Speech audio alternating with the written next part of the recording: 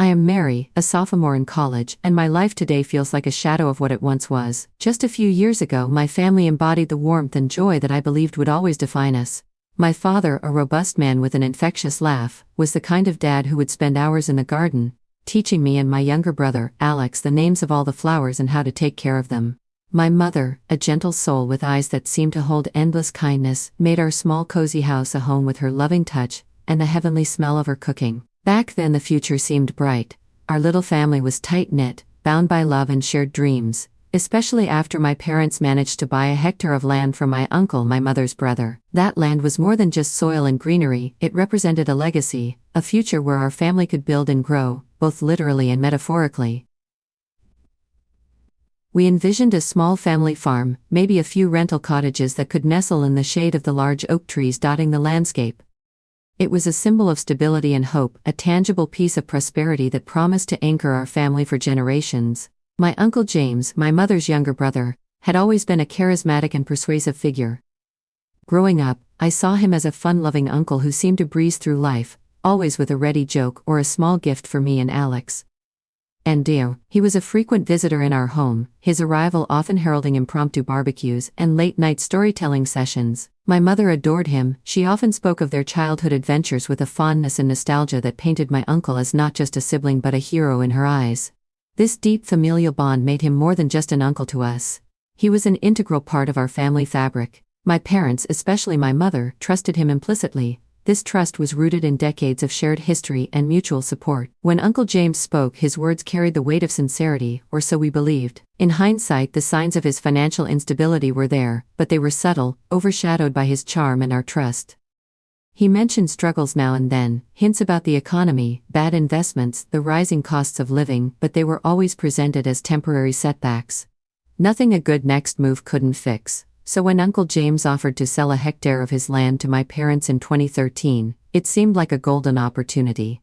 The land was located on the outskirts of our town, a lush expanse of green that bordered a small forest. My parents had always dreamed of owning more land, perhaps starting a small organic farm or building a few holiday cottages to rent out. The land my uncle offered seemed perfect for such dreams. The deal was straightforward, or so it seemed. Uncle James explained that he was selling the land because he needed liquidity to fund my cousin's college education. He painted a vivid picture. The land, once developed, could be the foundation of our family's financial security. My parents, eager to invest in our future and to help my uncle, agreed to buy it. The price was reasonable, the terms favorable, and the paperwork appeared to be in order, except for one detail.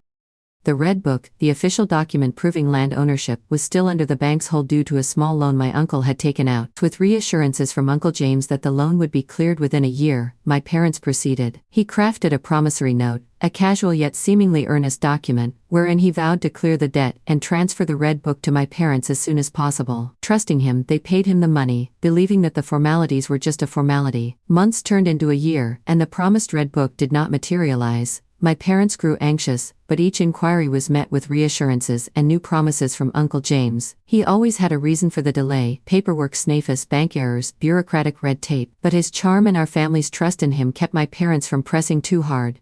This pattern continued until late 2018. That was when everything changed.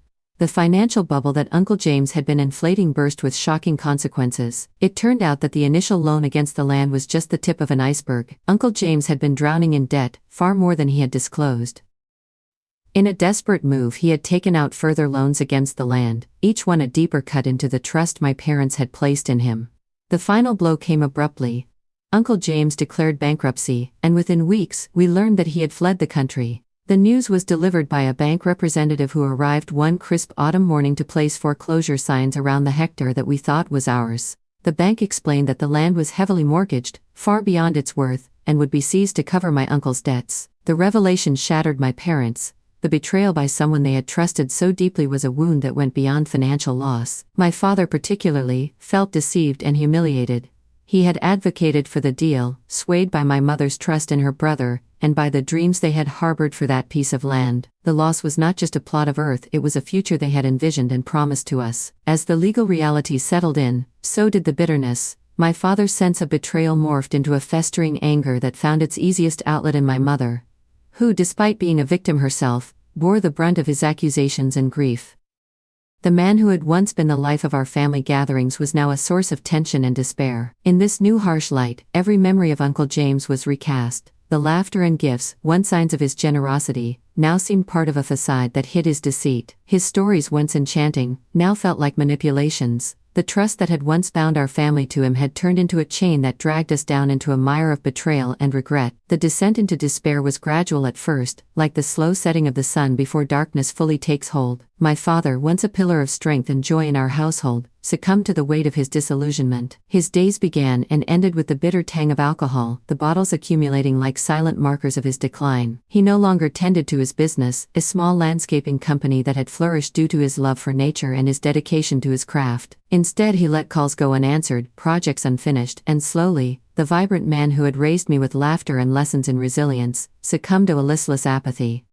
It was not just the loss of the land that broke him, but the betrayal by his own brother-in-law, and the crushing responsibility of having convinced my mother to trust her brother. In his eyes, his failure was twofold. Not only had he failed to protect our financial future, but he had also placed his faith in a man who destroyed us. This sense of failure consumed him, leading him to relinquish all his hard work as if in surrender to an unseen foe. He wandered through his days like a ghost, his presence marked more by the trail of empty bottles than by any interaction with us. My mother bore the brunt of this transformation. The sharp edge of my father's tongue turned against her in his darkest moments. He accused her of complicity, of knowing her brother's intentions and yet leading us into ruin. His words were like daggers, and they sliced through the fabric of her self-worth every day. "Your family is a bunch of scammers," he would shout, the alcohol fueling his anger, turning it into a wildfire that consumed any remnants of peace within our home. Despite the onslaught, my mother's resilience was something to behold.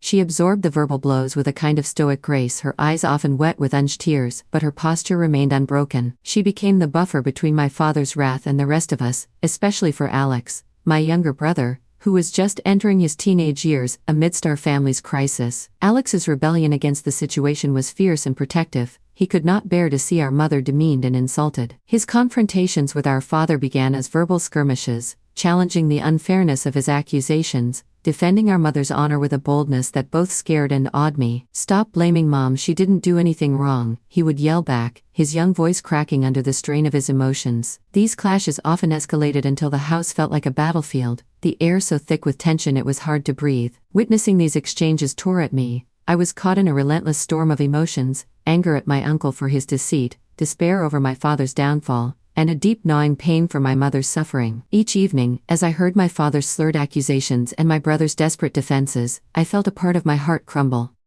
The helplessness was overwhelming.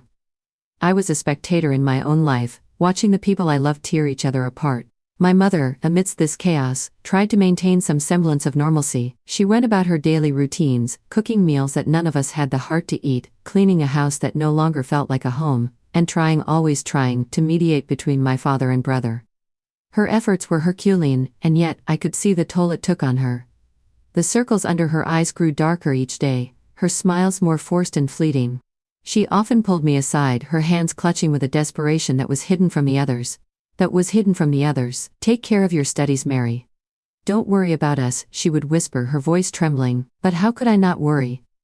How could I focus on college applications and exams when home was a place of war? The weight of her suffering became my constant companion.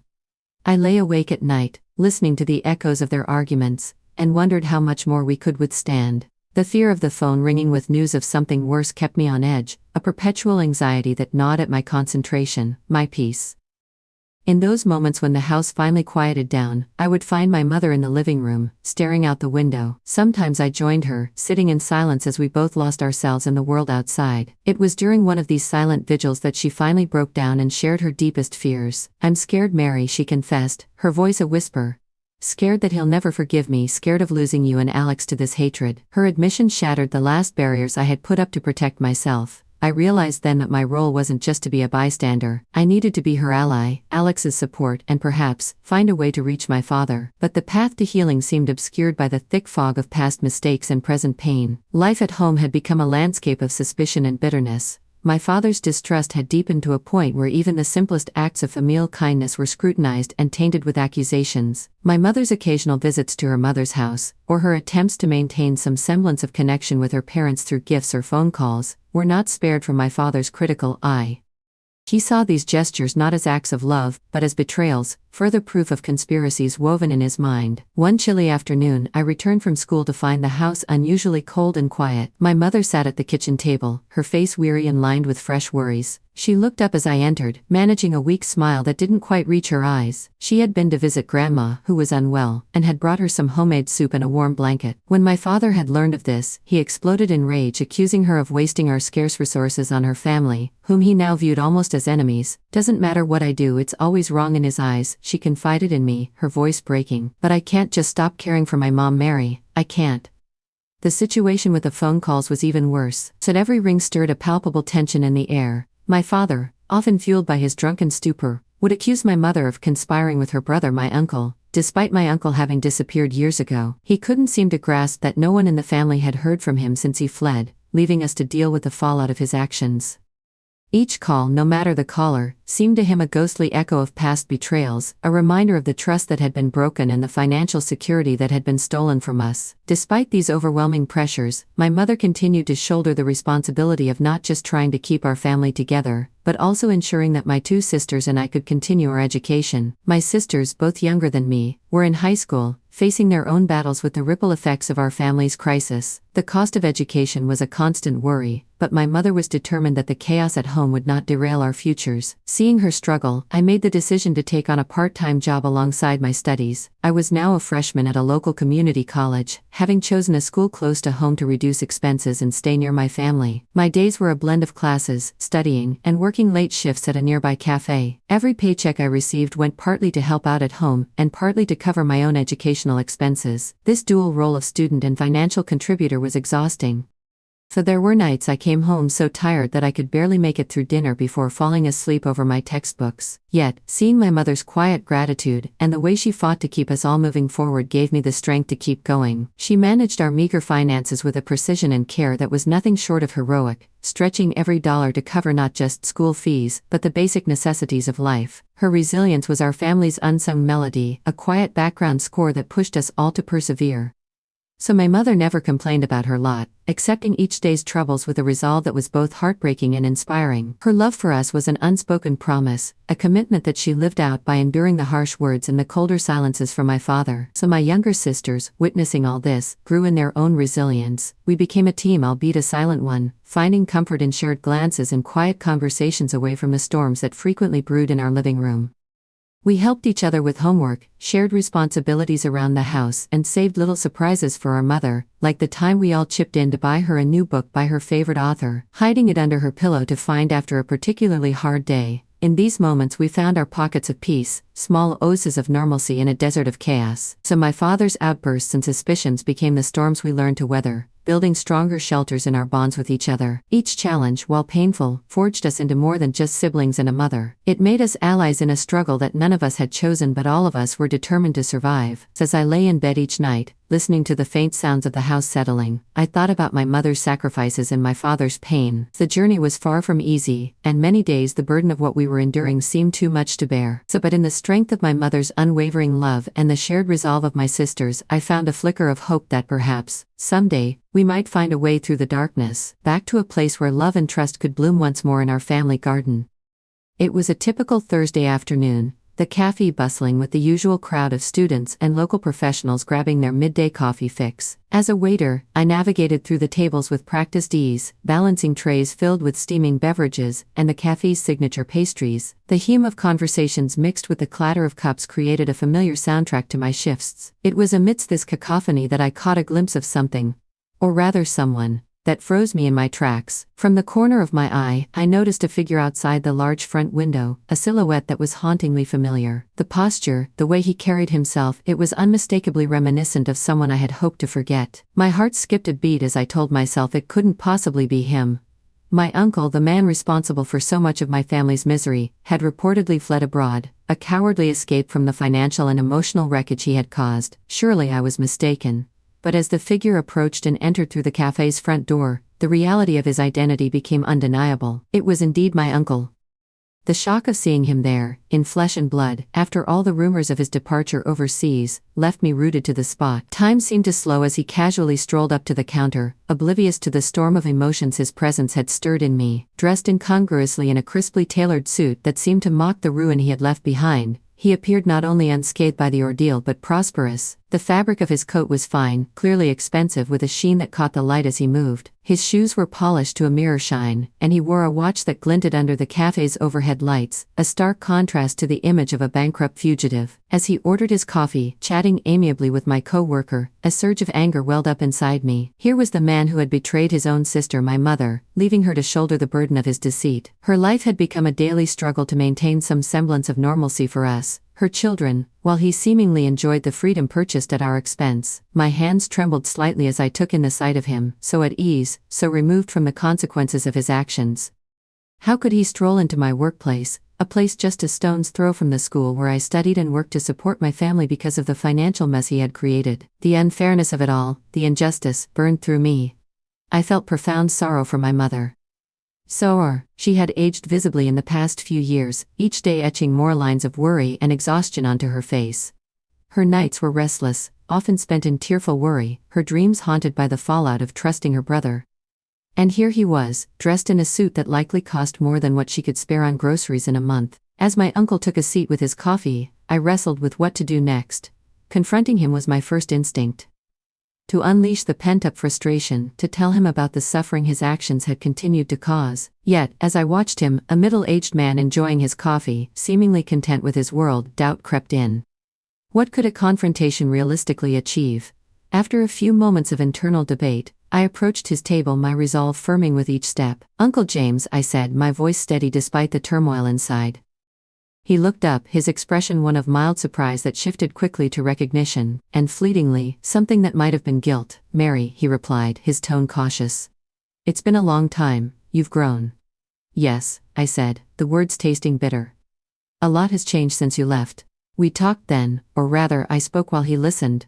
I told him about the hardships we faced, about my father's decline, and my mother's silent resilience. I spoke of the responsibilities that had fallen onto my shoulders far too early, the dreams that had to be adjusted, and the family fabric that had been torn apart. He offered explanations, some semblance of regret, though whether it was genuine or not, I couldn't say.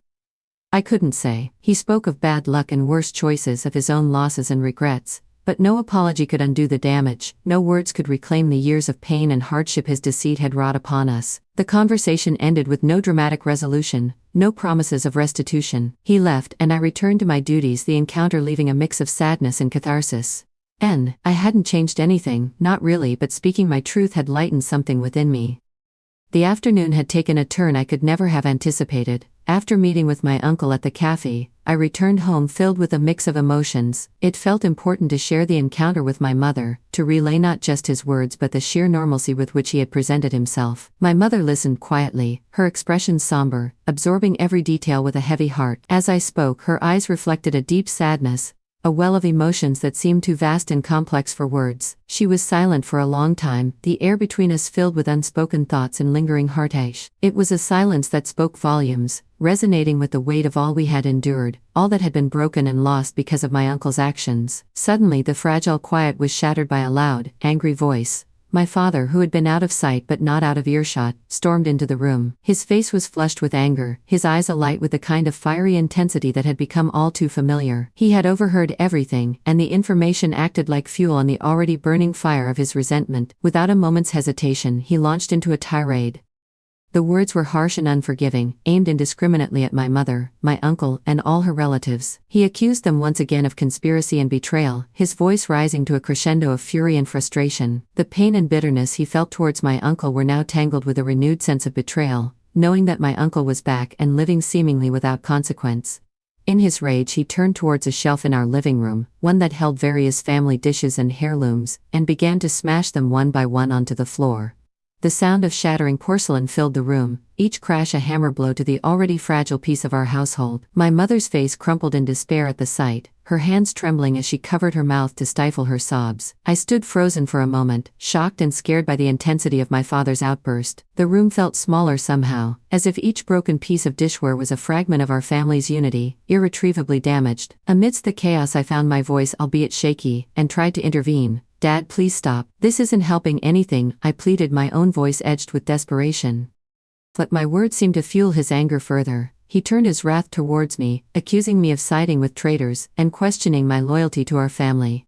The accusations were like slaps to the face, harsh and stinging. I struggled to maintain my composure to stand strong in the face of the storm.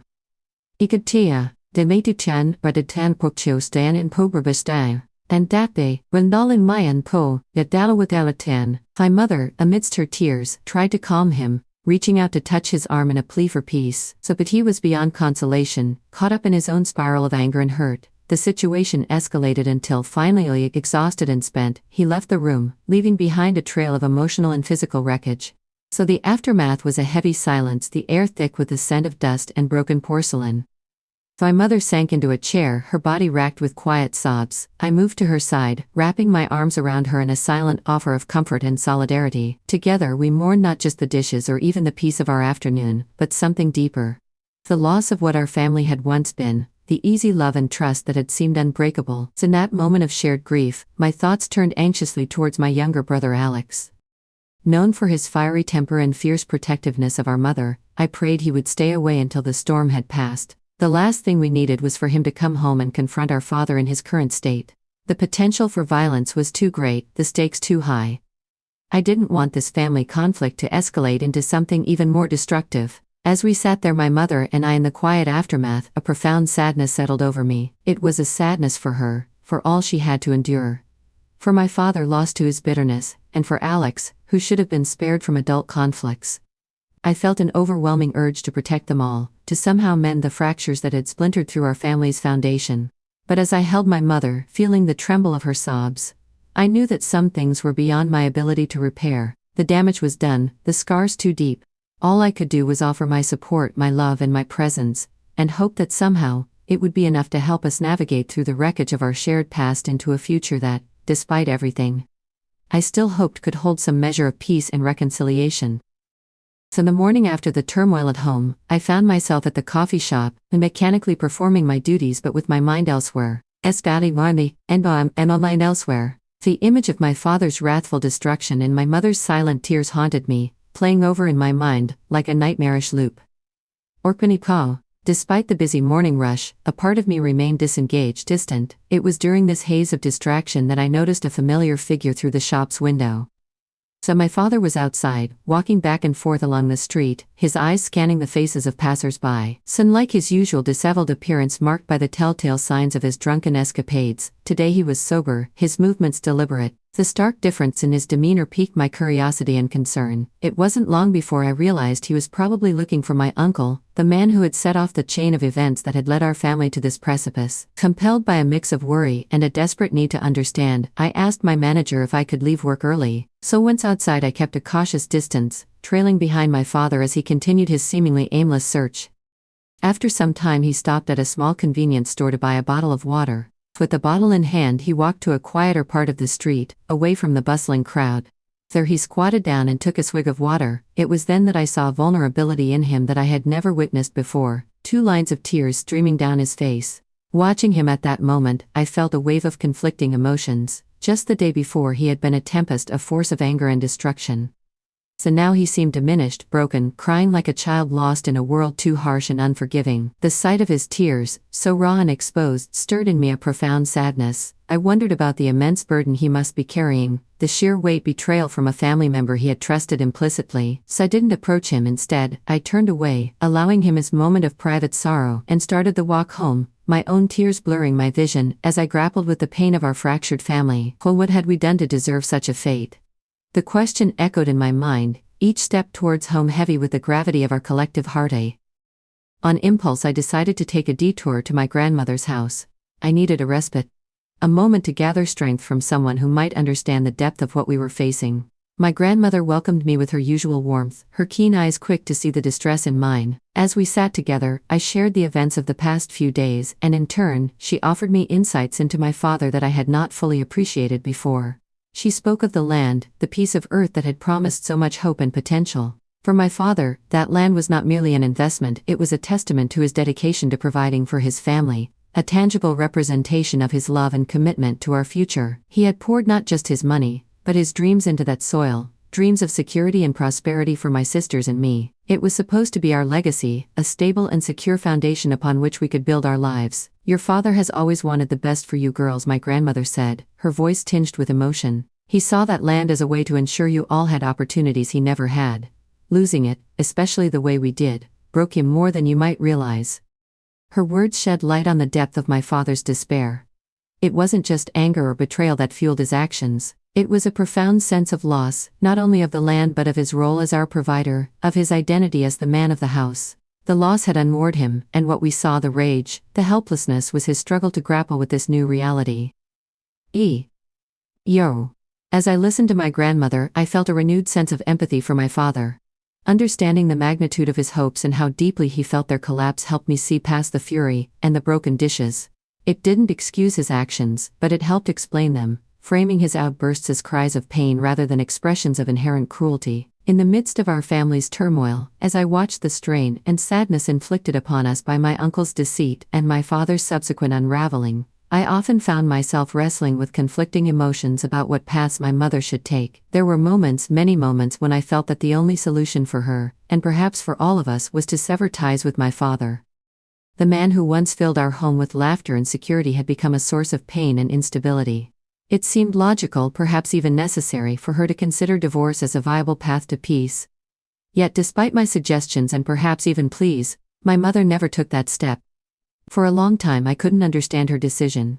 To me, it looked like an endless cycle of suffering. My father's bitterness and accusations, his thunderous outbursts that shattered more than just the physical tranquility of our home. It all seemed like too much for any one person to bear, especially someone as gentle as my mother.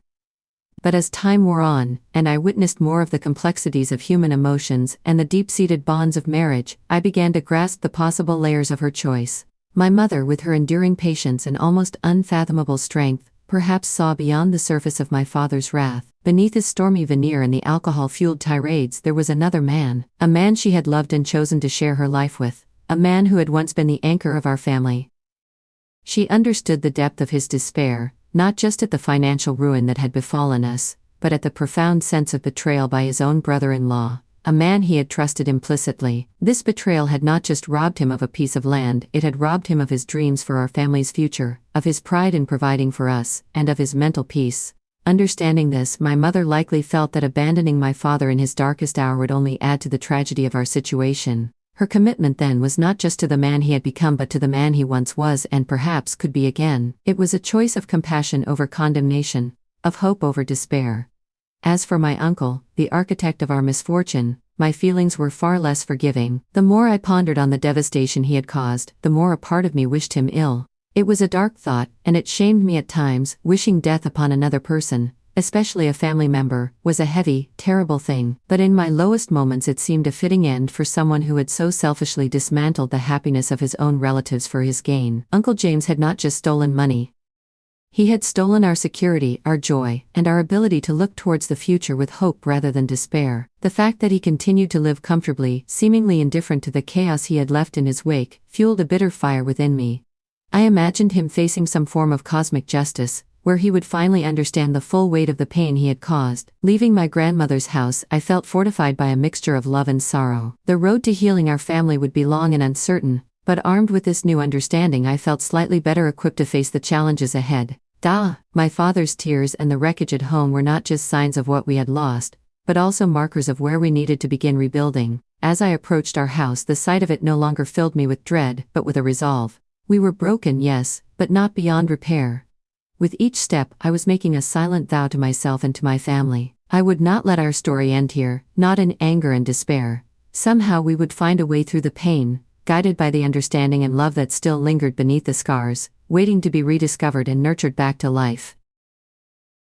My brother-in-law who married my sister told my wife that he was in love with her. This led to a chain of horrific discoveries in our family. Yesterday, out of the blue, my brother-in-law asked my wife if she could meet him for lunch. He said there was something he needed to talk to her about. When my wife told me about his invitation, she seemed puzzled but not overly concerned. "Do you think it's about my sister?" she asked, furrowing her brow. "Maybe they're having problems, and he wants to get a woman's perspective on things." So I found the whole situation odd. My brother-in-law had never reached out to my wife in this way before, but he often texted her and other family members for mundane reasons, so I didn't think much of it. After all, we were a close-knit family, and it wasn't unusual for us to support each other through tough times. "Go find out," I told her, shrugging off my initial unease. My wife agreed, deciding to meet him at a cafe near her office the next day. The next morning, as she was getting ready for work, she mentioned lunch again. "I'm still not sure what this is about," she said, a hint of worry in her voice. I reassured her, saying it was probably nothing serious. "Just listen to what he has to say, and if it's something we need to help with, we'll figure it out together," I said. It's a busy cafe, filled with the usual lunchtime crowd, and my wife feels a bit more at ease, being in such a public setting. She arrives a bit early, finding a table near the window where she can keep an eye on the entrance. He arrives a few minutes later, looking more nervous than she's ever seen him. They exchange the usual pleasantries, talking about work and the kids for a few minutes. But then, as soon as their food arrives, he takes a deep breath and dives into what he really came to say. He starts by complimenting her, telling her how beautiful she looks. At first she thinks he's just being polite, but then he keeps going. He tells her how she's always been the light in his life, how she makes him feel things he's never felt before. "It was love at first sight," he says, his voice trembling slightly. "I've loved you since the moment I first laid eyes on you. If you were mine, I would treat you like the queen you are. I'd give you everything you deserve." My wife is stunned. She stares at him, unable to believe what she's hearing. This man, my brother-in-law, married to my sister and father of their 2 kids, is pouring his heart out to her. He lays it on thick, making grand promises about how different life would be if they were together. He goes on, saying how he's been holding these feelings in for years, how he's watched her and admired her from afar, feeling more and more that they're meant to be together. She tries to interrupt, to tell him he's making a huge mistake, but he keeps talking over her, almost as if he's rehearsed this speech 1,000 times in his head. Mind you, this man has always had a friendly relationship with my wife. Our families see each other often since we're a close-knit bunch. He's always been the fun uncle to our kids, the guy who's there at every family barbecue, every holiday dinner. He does text my wife frequently, but it's always been about mundane things, the kids' schedules, family events, things like that. Nothing overly sexual, nothing that would set off any alarms. In fact, he texts and calls my mom too. They have a friendly rapport, and none of us ever thought anything of it. To us, he's always been just a good guy, someone we trust implicitly. So to hear my wife recount this to me is like a punch to the gut. My wife doesn't let him finish. She stands up, her chair scraping loudly against the floor, and walks out. She's shaking as she calls me, telling me everything that just happened. While she's on the phone with me, the texts from him start. First it's apologies, he didn't mean it, he thinks it's only infatuation, he's sorry for making her uncomfortable, but the damage is done. She leaves work early to come home and talk to me about this, her phone buzzing incessantly with his calls and messages. I tell her to answer one of his calls, to put him on speaker so I can hear. He's crying, begging her not to tell my sister. He keeps saying it was a mistake, that he misread signals, that he thought she felt the same way. Apparently when we were together this past weekend, he thought my wife was flirting with him, that they had a moment alone in our kitchen where he felt a connection. My wife is a major ballbuster, and I suppose I can see how that can be taken as flirting, but this is beyond anything we could have imagined. He asks if she told me, and I answer yes, as I'm on speaker. Then he starts begging me too, pleading for us to keep this a secret. This went on for a while, him begging and us listening. So my main question was whether he had cheated on my sister before. He swore he hadn't, swearing on his kids' lives that it was just my wife. He said I should understand that it was her, only her. At that point I was done listening. I told him I wasn't going to do anything tonight and that I'd call him tomorrow. Now we're left with this mess, not knowing what to do next. My wife says we should drive over there right now and tell my sister, but the idea of wrecking my sister's family is killing me. Thinking about what this will do to my nieces makes me want to vomit. I know the right thing to do is to tell my sister, but I'm also thinking about my wife. It's not her fault, but there's sure to be resentment from my family. Even if my sister doesn't divorce him and they reconcile, I can't see how we'll ever be together again like we were before, if at all. This whole episode can tear my family apart. I don't give a shit about him. He tried to destroy my family, but I do care about everyone else. Update. So everyone that told me last night that I couldn't wait to tell my sister was right. A little after 12, I got a call from my sister. She sounded upset, said she had to tell me something. My heart sank as she explained that her husband, my brother-in-law, had come to her in tears, claiming my wife had tried to begin an affair with him. He spun a tale where my wife was the instigator, trying to shift the blame entirely onto her. I could hardly believe what I was hearing. I immediately told my sister that wasn't the case and assured her I would be right over. This situation needed to be addressed face to face, not over the phone. I hung up and with a sense of urgency, called my parents. I woke my mother and father, explaining what was happening in quick, clipped sentences. My father was furious, my mother sounded shocked, but resolute. They agreed to head over to my sister's house to sit with her kids, offering the support she would desperately need right now. In palatukur mas dio.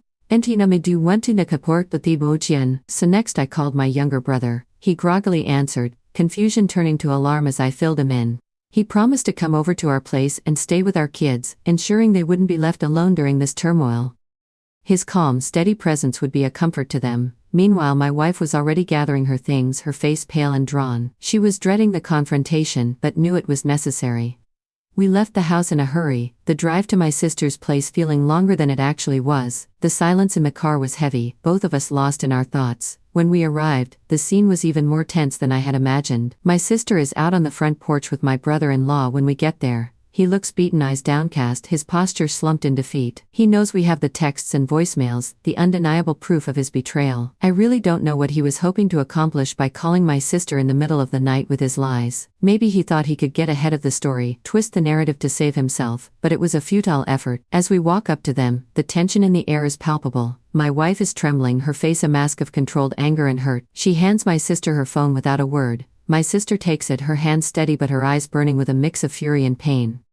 She scrolls through the texts, her expression hardening with each one she reads. And then she listens to the voicemails, the damning evidence of his declarations and her refusals. Before she can say anything, my brother-in-law starts sobbing. This is a man who runs into burning buildings, who faces danger daily without flinching. Seeing him like this, broken and vulnerable, is jarring. His cries are deep and guttural, raw with regret and fear. It's a scene that's almost surreal. A big tough firefighter brought to his knees by his own actions. Sister's face remains impassive, a mask of stern resolve. She's always been tough, but right now she's unyielding. She waits for him to finish, her silence more powerful than any words. When he finally quiets down, still hiccuping with the remnants of his sobs, she speaks. So pack a bag and go, she says, her voice cold and clear. I can't stand to look at you. He tries to argue, to plead his case, having none of it. Stop it, she snaps, cutting through his words. So there's nothing you can say that will make this better. She turns away from him, walks over to my wife, and pulls her into a hug. It's a moment of solidarity between them, a small comfort in the middle of this nightmare. They've been friends since college, and the strength of their bond is evident. It's a relief to see that despite everything, they're standing together. This leaves me standing with my brother-in-law. He's a wreck, his face red and swollen from crying, his shoulders slumped. He looks at me, his eyes pleading for some kind of understanding or forgiveness, but I have none to offer.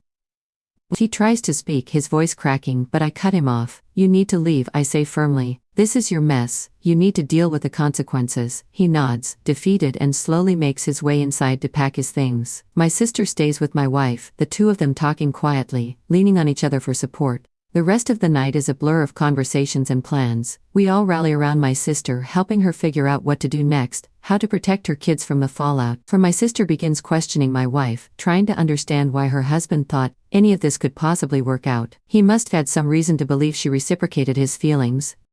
My sister insists that there hadn't been any issues in their marriage, everything had been normal. My wife is crying at this point, tears streaming down her face as she tries to make sense of the situation. There's nothing you haven't seen, she says, her voice shaking. She hands my sister her phone again, and together they painstakingly go through every text message sent over the past 2 years. They read each one carefully, looking for any hint of inappropriate behavior, but there's nothing there. My wife was just being herself. She has a playful personality, always joking around and teasing. It's part of what makes her so lovable and approachable. My brother-in-law has a similar sense of humor, and they've always teased each other in a light-hearted, harmless way. With Yin, she does the same with my mom and my younger brother. It's just how she interacts with people. The only incident my wife can think of that might have been misconstrued happened this weekend. She recounts it, trying to pinpoint where things went wrong. They were all together at our place, and she and my brother-in-law both reached for the fridge at the same time. They playfully jostled for who would get there first, laughing as they did so. He let her win, but then he reached around her waist to grab a beer, moving his hand slowly. She admits that in that moment, the way he did it felt a little inappropriate. It was a fleeting feeling, and she brushed it off, not wanting to make a big deal out of it. She wonders now if her silence gave him some misguided hope. My sister listens, her expression softening. She doesn't blame my wife for any of this. She knows her well enough to understand that her playful nature isn't an invitation for anything more. It's not your fault, she reassures her, and my wife nods, though the guilt still lingers. As they finish reading through the messages, it's clear there was never any mutual attraction, no hidden signals or secret flirtations. My wife was just being herself, and my brother-in-law took that and twisted it into something it wasn't. The realization that this misunderstanding has caused so much pain is almost too much to bear, but at least, for now, my sister's belief in my wife remains intact. So then my sister starts going through his MacBook to see what else she doesn't know about.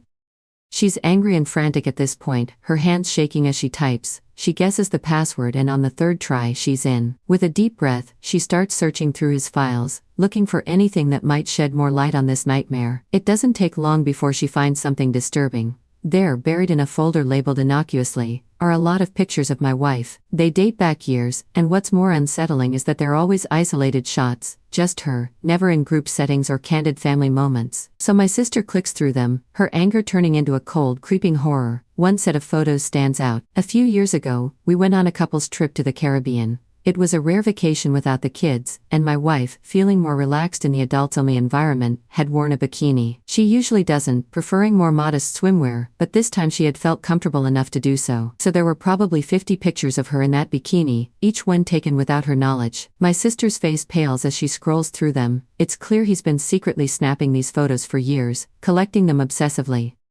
The realization that he's been harboring this fixation, lurking in the shadows of family events, sends a shiver down her spine. Does this now enter restraining order territory? She wonders aloud, her voice barely above a whisper.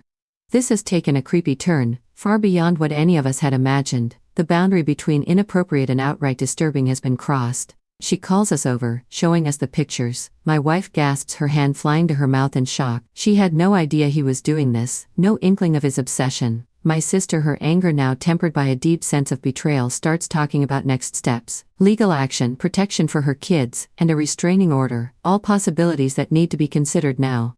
So we're all reeling from this new discovery. The man we thought we knew, who we trusted as a husband, a father and a brother-in-law, has shown a side of himself that's dark and disturbing. It's not just a matter of infatuation anymore, it's something far more insidious. Unfortunately, the mess continues. My sister agreed to talk to her husband last night and let him explain himself. She was determined to get the full story and decided to involve my wife directly to ensure there would be no lying or half-truths. They set up a FaceTime call with my wife, and I listened in off camera, my heart pounding with a mix of anger and dread. For my sister, ever thorough, recorded the entire conversation for good measure.